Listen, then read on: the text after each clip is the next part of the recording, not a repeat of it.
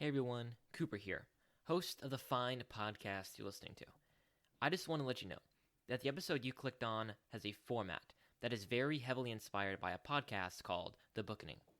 To be clear, our thoughts and opinions in this episode are our own, but the format is very similar to this podcast. I just wanted to give you a heads up and give credit where it is due. With that out of the way, enjoy the show. Coming up next, Booking It reads The Magician's Nephew.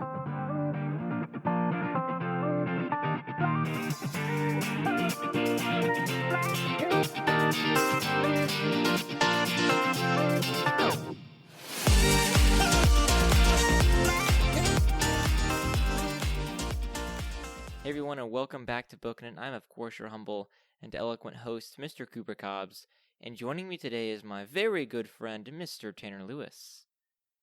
Howdy. Hello, sir. Today we're diving into the Chronicles of Narnia series, starting off with Woe to Tanner, the first book in chronological order, The Magician's Nephew. Yes. And we'll get into that in just a moment. But first, Isaiah is not here, and that's because I think he's at work. He's at work today. And true facts, Tanner, yesterday after CC, me and Matthew, actually, another one of our classmates, swung by there and said hi to him at his Chick-fil-A that he was working at. So that was fun. And fun stuff. The dude was so focused. We were sitting at a table. I think Matthew's trying to order a mobile order. And he just walked right by us, delivering an order to someone else, and then just did not see us. He's focused when he's doing his job. Me focused. too. Yeah. I'm laser focused. There was one time, actually, I walked straight by one of these. It was a family friend that we hadn't seen in a very long time. Yeah. They were deeply offended that I didn't recognize them at first. Yeah, we honestly were too. Like honestly, when I'm working, like I'm so lasered in, sometimes I don't recognize my own siblings that are just like sitting over at a table, and I'm just like, I didn't even realize that you guys were like even in this planet right now. Yeah, I mean that can be good. Yeah. I mean, he's a good employee. He took some good orders. Was fast in delivering. Fast, accurate. Yes. Granted, right. Fast, accurate. I should be there right now, but I'm sick, so there's that. Okay. Yeah, I made Tanner get on today just for a little bit, so I wouldn't have to feel sad doing a solo episode. So he's here for me, and for Narnia. I'm here for Cooper, and for Narnia. For Narnia. Anyway. And the North. Isaiah, if you're listening to this when you edit, just know you did a good job last night. You're a good Chick-fil-A employee. Give my thumb of approval. Nope. I give my seal of approval and I thumbs up to you. Nope. Oh well. You know what I mean. Today we're talking about The Magician's Nephew, Tanner, and I think that in our last episode, the Narnia Prelude episode, I predicted that it would be my favorite, or one of my favorites. Excuse me. Having read The Lion, the Witch, and the Wardrobe again, I do not think that The Magician's Nephew will end up being my favorite. But that doesn't mean that I did not like it, because I did like it quite a bit. And we are here to talk about it. So before we dive in, though, any specific baggage that you would like to give with Magician's Nephew, or none really at all? You kind of covered the general baggage last week, so. General baggage covers about all of it. So. Did you very simple. Did you read Magician's Nephew first, or Lion, the Witch, and the Wardrobe first? You know, I have no idea. Yeah, I don't either. If I'm going to be 100% honest, all I remember about reading the Chronicles of Narnia originally was where I was when I was doing it. Just like those specific areas. Like I have very specific memories of like where I was when I was reading it and when I was reading it. Mm-hmm. But I don't remember any of my thoughts about the book at that time. Gotcha. Very random, but yeah, you know. No. I mean, I associate whenever you're reading a book and you're in it and you just kind of read it really fast, especially, you associate places with it, you associate songs with it, you associate smells with it even. So no, I totally get that for sure. As far as music goes, I have music associated with everything. Very, very off topic, but like I have music and books associated with like periods of my life. Yeah. It's amazing. That's funny. Yeah, anyways. All right, well, I think that and this might be maybe we could talk about this later, but I think The Magician's Nephew is one of the best prequels ever written. Or at least generally, it's the best prequel out there. Am I wrong? I mean, as far as it goes, it's pretty good. Gotcha. Yeah. Yeah, I agree. I mean, I can't think of many prequels that are like notable that I would go like, dude, you have to go read this. Mm-hmm. Right? Yeah. Just doesn't make sense. Well, what other famous prequels are there out there? I mean, you have the Star Wars prequels. I think that The Mission's Nephew is probably better. It's probably a better prequel than the Star Wars prequels. I mean, as much as I have fun with them and enjoy Revenge of the Sith as well. I mean, actually, a thought crossed my mind when I was reading Magician's Nephew. I think part of the reason why I think it's so fun is it's a good prequel, as in it gives good answers to the questions that we had. Like in Solo, I think one of the reasons why people just didn't like it. Oh man, no, yeah,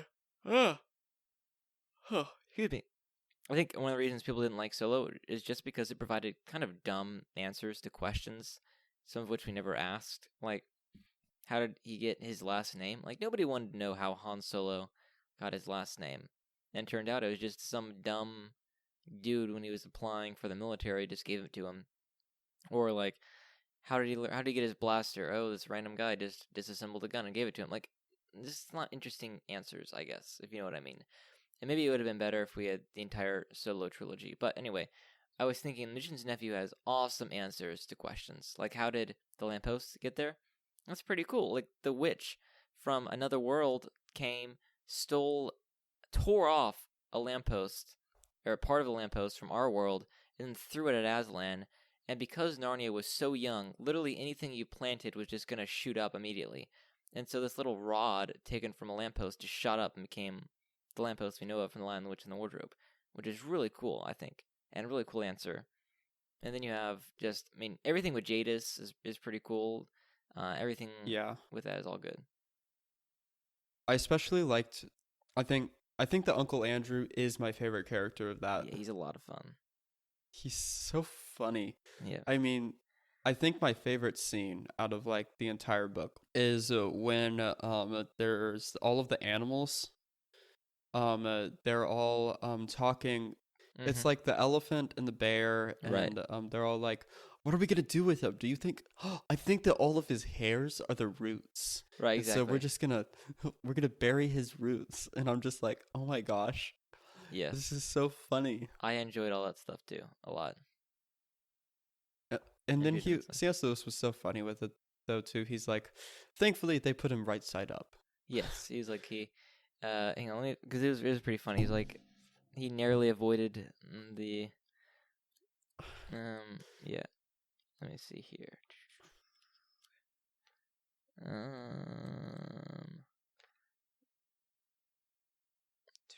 Oh, keep the people interested, Tanner. What's another great part of that book? I'm trying to think. Oh, there's the part where the bird makes the first joke. Oh yeah, that's a lot of fun. I like that part. The bird makes the first joke. And then he gets the first like prank pulled on him. Yes.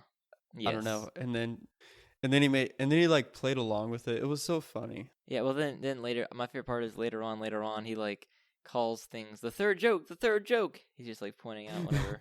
Just like his thing now. I think that's funny. Okay, so I found it. Here it is.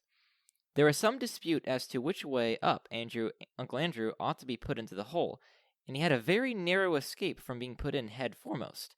Several animals said his legs must be the branches, and therefore the gray fluffy thing, they meant his head, must be his root. But then others said the forked end of him was the muddier, and so that it spread out more, as roots ought to do. So finally he was planted right way up. When they had patted down the earth, it came up above his knees. So yeah, that's what it was. It's funny. Yeah, Uncle Andrew, I mean, he's just kind of one of those, like, just an idiot and a fool, but kind of lovable, I guess. Even though he's not really supposed to be, because he's pretty mean to both Polly at the very beginning. He tricks her and, things like that. So I think that, I guess he's a question. Does he think he gets off light at the end of the book? Does he deserve more punishment or more retribution than he gets? Or is he just kind of, do you think he gets enough? Yeah, I think he's scared enough. I think he finally. I think he kind of got it. I Yeah, mean, I mean, there's two types as of far as it punishments. goes. Yeah, there's like the Jezebel type, which is just kind of the more satisfying, I suppose, where she's done all these bad things, then she gets pushed out of a window and falls, quite literally. Pride comes before the fall. But then this time, he's this nasty brute at the beginning, and then by the end, he's just such a fool and so pitiful and dumb, and all the stuff that happens to him. He's just been downgraded to you're not even happy to see him get just retribution. You're just kind of laughing at him the entire time, which can be more effective, I feel. But either way, he gets his comeuppance in that way. He's downgraded to more of a clown than a villain who gets his just desserts. So, I mean, there's some debate as to like whether the nastiness he did at the beginning equivocates to what ends up happening to him at the end, but I think it works fine. I'm not in the mood to criticize C.S. Lewis for that, you know. So Yeah. I did find the like his idea for the bell. I mhm. thought that was very interesting. Yeah, Like I mean, the this entire prequel just adds so much depth to the rest of the books and comes up with just cool ideas for sure. yeah, like the idea of like if you never ring it, you'll like be Right. tortured with the idea of what would have Hmm. happened if you had. And I'm just like, oh, that is so me. If I was to read that, right? Yep. I'm Yeah, I gonna mean, read that, and I'm it's enough so where you're on Polly's side, you know, when Diggory is like mean to her, but you kind of understand why he did it, at least somewhat. it's one of those where like, oh, bro, don't do it, don't do Hmm. it. This Yeah, screams, do not touch. but also Yeah, you kind of feel for him because you know if you were put in the same scenario, you'd want to ring the bell too, or hammer the bell. I know, but Yep. from the objectiveness as of a reader, Hmm. I don't want him to do it Yeah, I know. at I mean, all. as a reader, obviously, it's like, yeah, yep. Okay. Um, Yeah. I mean, I just feel like this Dimensions Nephew, it just does what a good prequel should do, which is I said earlier, add depth. I finally finished watching Obi-Wan Kenobi a while ago, like a couple weeks ago, and that came out like what May last year, and I just was not interested in finishing it, and I just did not like it at all, and and that's because it just doesn't add any depth at all to or any meaning. Like it does not make the watching of A New Hope. Man, I'm making a lot of Star Wars comparisons, aren't I? Oh well. It does not make the watching of A New Hope any better. It does not add more depth to it, right? Whereas Rogue One, it does. The prequels, it kind of does as well. Like, in fact, it makes it worse. I would argue. Like the entire time, Obi-Wan and Leia are having this. Obi-Wan is trying to save Leia, and so they're growing in their relationship. And then it's like the most. If that's what it's like, if that's canon, then when Leia sends her message to him, it's the coldest thing ever. It's like, you fought with my father in the Clone Wars. It's like, you're going to say that instead of. Anyway, my ranting about Kenobi aside, this book avoids that trap and adds an awesome like creation story for Narnia. It adds a cool origin story for the White Witch, and it has some really cool ideas as we'll talk about, as we've already talked about, and as we will. And it's some awesome like moral questions with Diggory and with his mom. Like I mean, this is just C.S. Lewis, I think, on like the full, firing on all cylinders here. Yeah. And I think it's just I think as a writer and as like just a storyteller, it's hard to like when you're writing a prequel, it's hard to find that connect between the prequel and the original book. Mm-hmm. Because I mean, if you're doing what kind of a Rogue One type thing where like we're going to get this movie to back up all the way to the first like the beginning of the first Right, to movie, where you right? can literally just stop playing Rogue One and then start playing A New Hope, and it'll be seamless. Like no stop, like that little like that connection, like I kind of think of like some of those little kids toys, like those little connector blocks or like you know what I'm talking about, like pipes, just like those little connectors, like trying to find that and trying to get those to like hook up perfectly together is just so hard. And he really did a good job of like leaving enough room there in order for it to not, in order for the imagination to make up for where the story ends, right? Hmm. Because we don't know what happens to Jadis after Right. she disappears. Right. She just kind of like disappears Yeah. until Yeah. she decides that she's going to become the White Witch, and there's no explanation for how she became the White Witch, right? Yeah. She just became it, Well, I right? mean, I think there And she so he it, or, doesn't try. so when she eats the apple, she becomes like even paler, right? Yes, So that's it gives you enough to, like you said, you can fill in the logical gaps with your imagination. it it gives you enough, but it doesn't give you all of the answers, Mm-mm, right? no. It doesn't tell you how she got like control over all of Narnia and all of that. Like Hmm. it just gives you enough like enough food for thought in order to keep you entertained and not like force feed you like Star Wars. That's the problem with Star Wars and Disney now. They does. try and force feed you all True. of this stuff now. And I will say, There's like, no room for the imagination to tell you where you're gonna, what should have happened and what will happen and all of mhm, that. yeah, I will say, I think that what was I gonna say? Oh yes, I do recommend you reading The Magician's Nephew after The Lion, the Witch, and the Wardrobe, if you're reading it for the first time. Now we're doing it in this order for the podcast, just for easy listening, I guess. But you have to understand, like, I would recommend. I'm assuming everybody comes to this book having already read The Lion, the Witch, and the Wardrobe, right? And so with that knowledge, there's some stuff at the end with the beaver, like Aslan comes and goes and things like that. Like it's enough continuity to where it makes sense that Aslan would disappear or whatever, and then she would take control, right? Like it's there's enough in both books and continuity enough to where it makes sense, for sure. So Yeah, it's just like I think it's just like finding the right balance of information and imagination, uh-huh. right? To where it's because the authors are like writing books, you're trying to inspire the imagination of the reader to imagine what's going to happen after that, to imagine what happened before that, and like everything that happened in between chapters, right? Like all of this information is up to your imagination. It's why we're not watching a movie, right? Yeah. We're not we're not trying we don't want to see everything that you wanted us to see. We're trying to see everything through a unique perspective Right. Well, of and, our and mind's eye. that's what Lewis is good at, evoking feelings with few words. That's what an author has to do, is evoke a feeling through a certain amount of words, describe things to a certain amount, but then let the person fill in the gaps themselves. It's like Inception, I guess, in that way. But um, it's like The Magician's Nephew is excellent though at just providing like world building and depth in few words. Like the Charn sequence, some of my favorite stuff in Narnia, is well written. It's awesome. It's a complete feeling. It's a complete place, and he describes it for like not very long, you know. And you have to imagine the giant fading red sun. You have to imagine the sun that's at the end of its life. You have to imagine this great city that's now quiet and empty, eerily quiet and eerily still, and everything like that.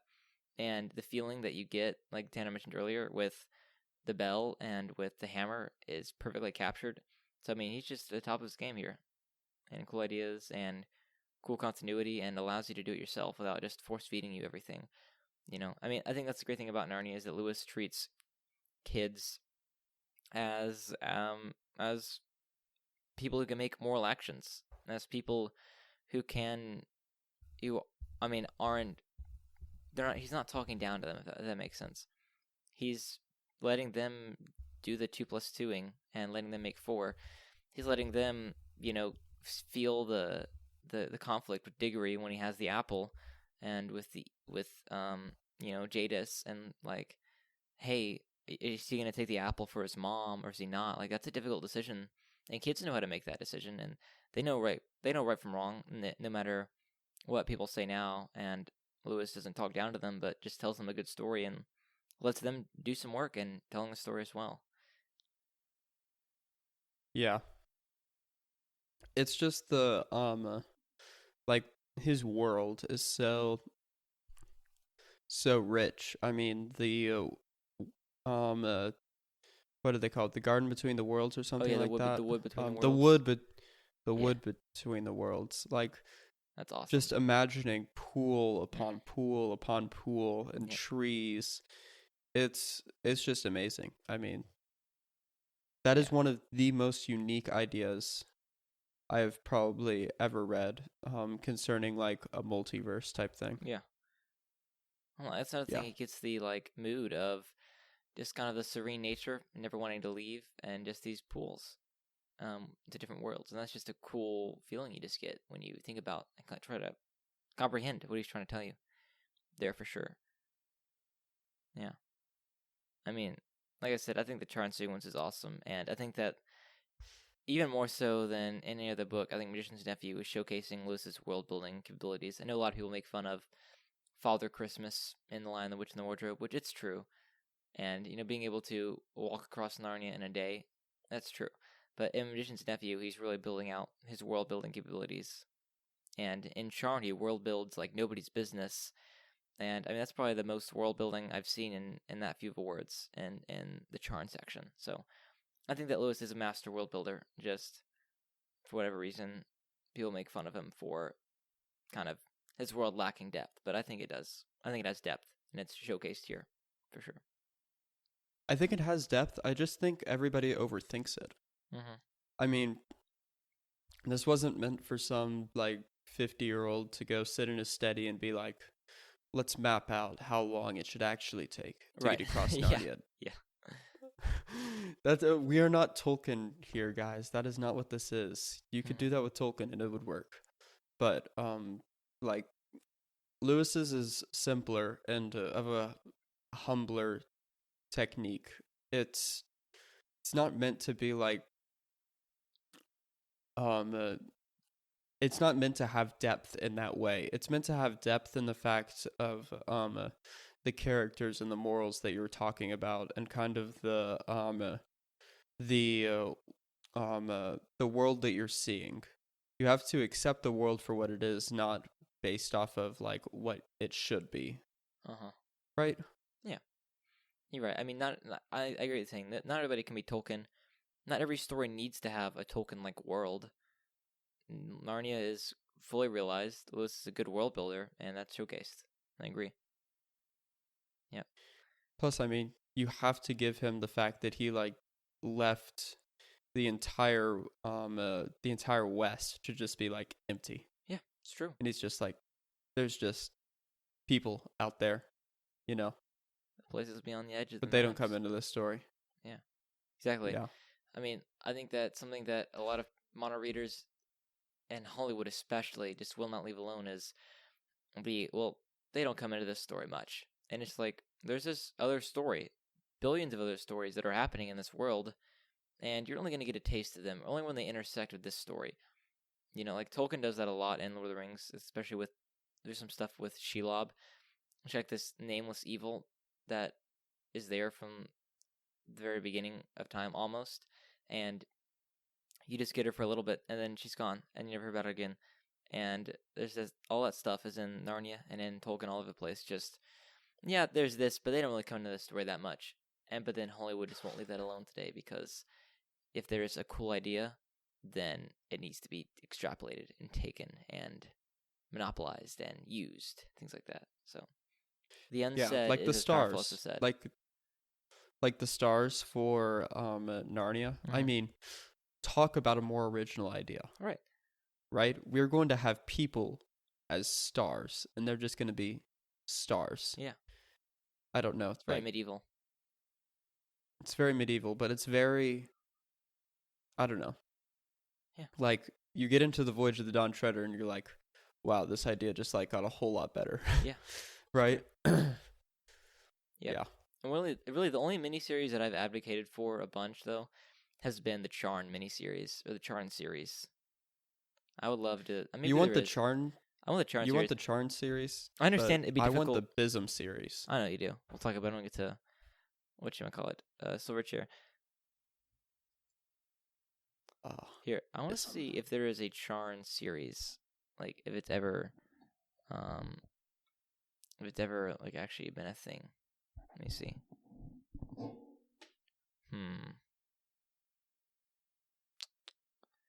Commentary. The deplorable I bet somebody's word done it. is likely a metaphor for weapons of mass destruction, which, obviously this was written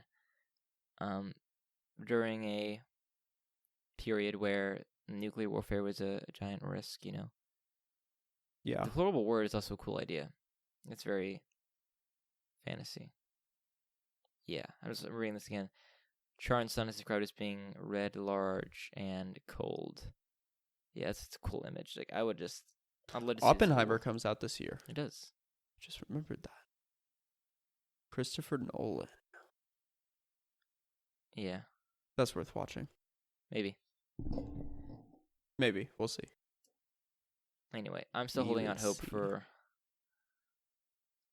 a Charn Narnia series, which would be really cool. You should do it, man. Well, here's the deal. The difficulty is the way that Jadis describes it, it would need to be kind of dark, at least. Like, the bad guys have to be. Like, you would have... Really dark. You would have to frame it in a way as to where Jadis would have to be the bad guy.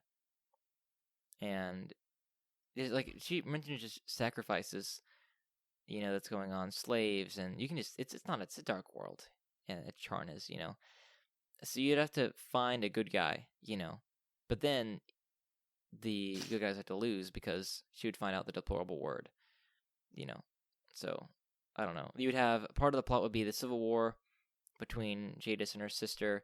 The plot would be Jadis trying to find the deplorable word and all the dark things she does to get it. Like, it would be dark. I mean, obviously, you'd have to do it in a way that is redeeming and do it in a way that has value and has, a moral angle on it, I guess you could say.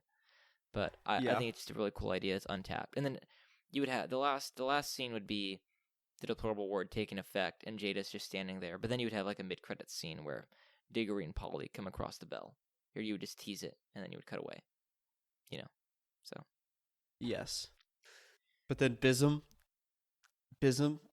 the possibilities are just infinite with what you could do there. Bism's is a cool idea as well, but like, are there stories to tell? Like, Charn has a story. Yes, there are, because we can talk about the people. We can talk about them coming up and like all of their, because they had to come from like something originally. Right, it'd be harder to from do though. Like, it would be harder to do because like Charn has a story.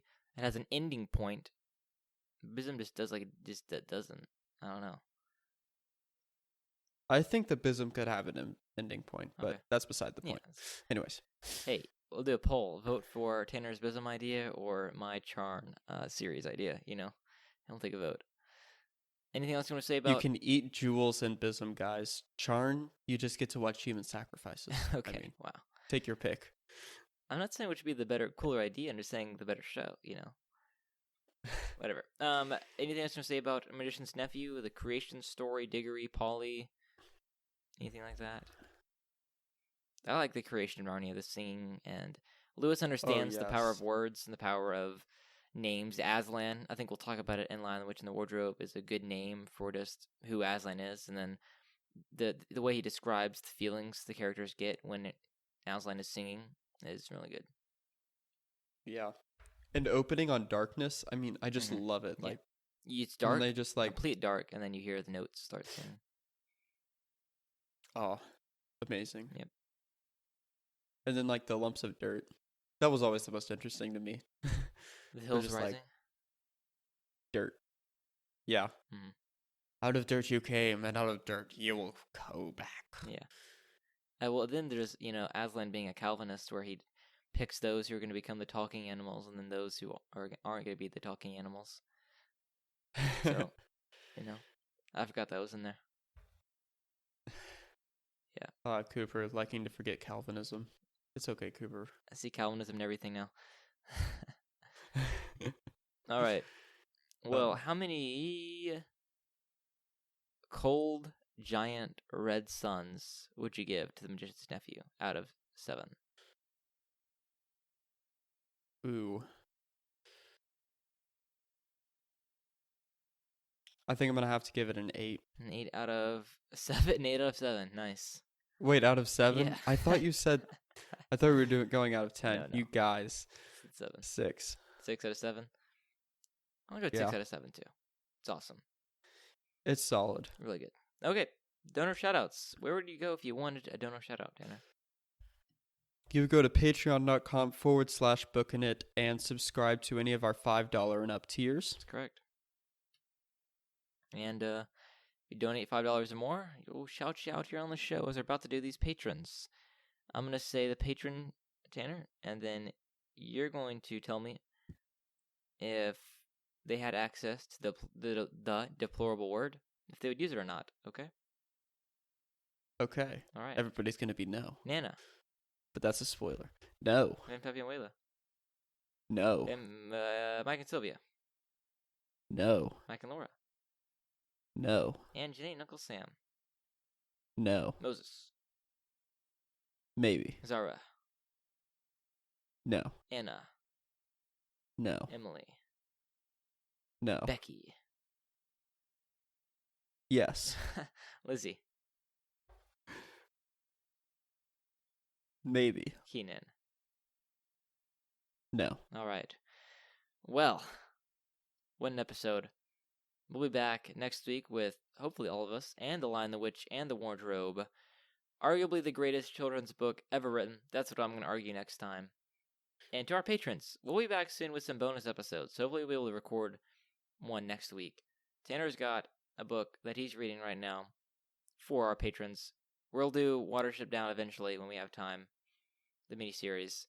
We're getting back in the groove this spring. We just finished our first week of school last week, so once we get back in the groove, we'll be churning out things for you guys. So just know that. All right, we'll see you guys next time. Make sure to support us. Leave a 5-star rating and review. We'll see you next week. Until then. Keep on booking it.